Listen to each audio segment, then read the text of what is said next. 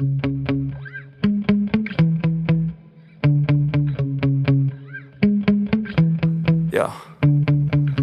Sometimes I get so mad, there's no controlling me. My thoughts get so bad, I'm like, I might grab a bat, I don't know, my wrath, my blood.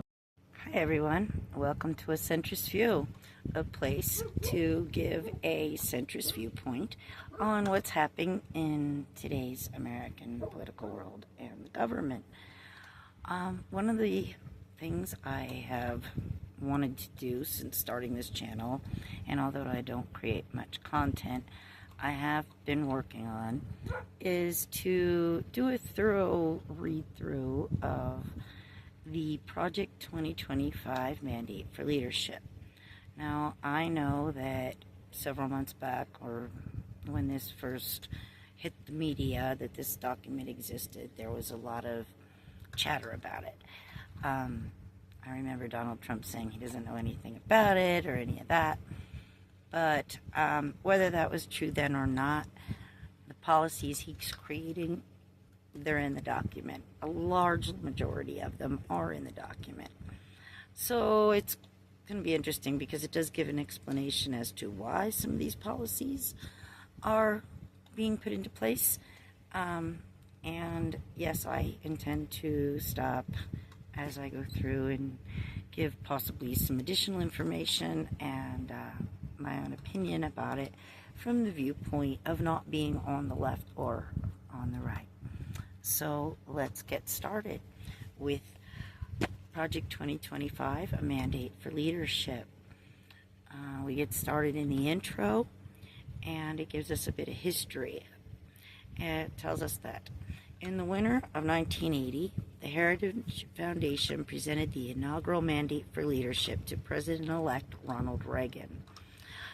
The document set out policy prescriptions, agency by agency, and it put the conservative movement and Reagan on the same page, sparking a revolution.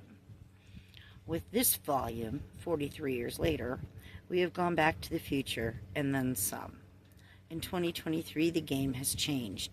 The federal government is a behemoth, weaponized against American citizens and conservative values.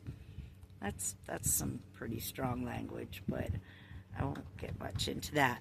What I do want to get into is I want to establish a definition of what exactly are conservative values. So hear the term thrown around a lot, but let's see. So I looked up a definition, and I think the best description I found was on the website of U.S. Representative Mike Johnson, and the 7 core principles of conservatism are described as individual freedom, limited government, the rule of law, peace through strength, fiscal responsibility, free markets, and human dignity. Well, I could say that those could be pretty much anyone's values. But I think what's important to remember is how these particular terms or values are interpreted. For example, individual freedom. I'm sure we'll find out as we go along what it means to the conservatives, but it certainly doesn't mean the same thing to the left as to the right. And I think one of the best examples of that is the pro-choice versus pro-life argument. And no, I am not getting into that, so please don't fill my comments. It's just an example of the difference in perception of what the term individual freedom means. Same with limited government. Some people think it means no regulations on, safe meat, and other people think it means bodily autonomy. As far as the government shouldn't be able to regulate the body. Again, it's just an example. It has nothing to do with my personal viewpoint, and it's definitely not the topic of this video, or probably any other video I ever make. It's just a very good example to show the differences of opinions of what these different terms can mean. Please, I want to make that very clear. All right, so I'm sure that at some point I will be referring back to these values as we move through and seeing how these particular policies apply. not at great length, but it'll probably happen. And so, moving on. Freedom and liberty are under siege as never before. Well, I think that I can agree with that. I do. Probably for different reasons, but I think I can agree with that. I think most people could probably agree with that, regardless of their perspective. The axiom goes, personnel is policy, and we need a new generation of Americans to answer the call and come to serve. Again, I think that would apply in general overall. The younger generations should be getting involved. They should be paying attention, and yeah, okay, so we can agree with that. The project is built in 4 pillars. Interesting. Islam is built in 5 pillars. Pillar 1, this volume puts in place a conservative view of how major federal agencies must be governed. Where disagreement exists, it brackets out a path for the next president to choose. Well, the word must is used.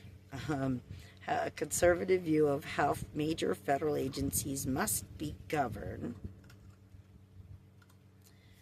And it gives a path for the president to choose when there's disagreements. Well, if this says how it must be governed, then is there really a choice? I don't know. I'm probably overthinking it. Pillar number 2, personal database for professional profiles of candidates for review. Essentially for the positions to be filled by conservative applicants. The purpose is to streamline the appointment process. So I guess what they're saying is any vacancies will only be filled by conservative applicants. I'm not sure that's necessarily such a good thing. This country is made up of more than conservatives, as I have previously stated. And I think that our government should be more balanced, and our government workers and such should be of all political affiliations. In fact, I don't think political affiliation should be a factor in the hiring process. But I'll move on to pillar number 3, is the Presidential Administration Academy, which is a system taught by experts from our coalition. And yes, the word our is in inverted commas. So basically it sounds to me like it's a boot camp to make sure that you're the best conservative you can be, make sure you're marching in lockstep,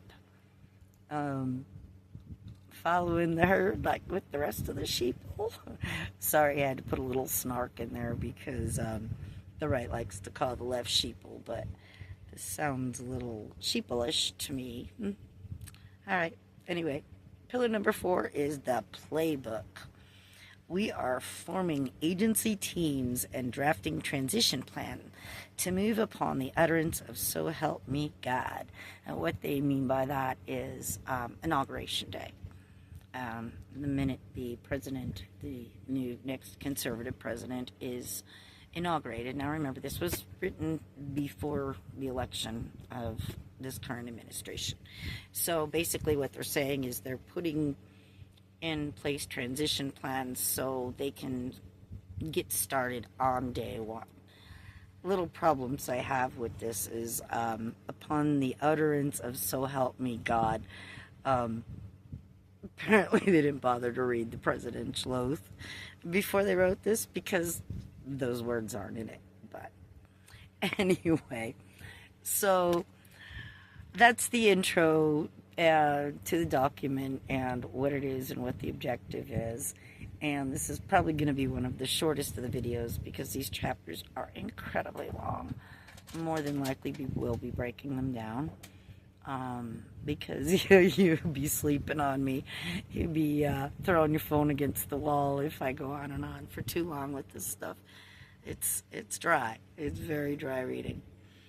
But anyway, I'm gonna go and I'm going to get started on the next video, which will be part 2, covering the foreword, which is entitled A Promise to America and is written by Kevin D. Roberts, PhD. See you there.